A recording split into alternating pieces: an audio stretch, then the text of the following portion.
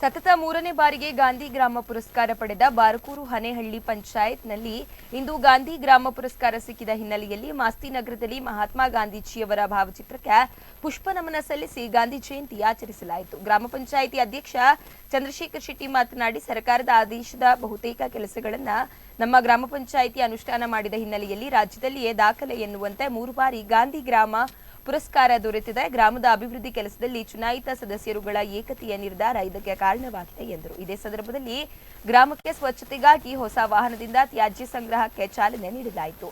ಗ್ರಾಮ ಪಂಚಾಯಿತಿ ವ್ಯಾಪ್ತಿಯಲ್ಲಿ ರಸ್ತೆ ಬದಿಯಲ್ಲಿ ಬೆಳೆದು ನಿಂತ ಹುಲ್ಲನ್ನು ಕಟಾವು ಮಾಡಲಾಯಿತು. ಎಲ್ಲ ಸದಸ್ಯರು ಸೇರಿ ಪರಿಸರವನ್ನ ಸ್ವಚ್ಛಗೊಳಿಸಿದರು. ಉತ್ತಮ ಪರಿಸರ, ನಿಸರ್ಗ ನೇಸರ, ನೆಮ್ಮದಿ ಬದುಕಿಗೆ ಆಧಾರ. ಸ್ವಚ್ಛ ಭಾರತವ ಕಟ್ಟೋಣ, ಭಾರತ ದೇಶದಲ್ಲಿ ಬದುಕೋಣ.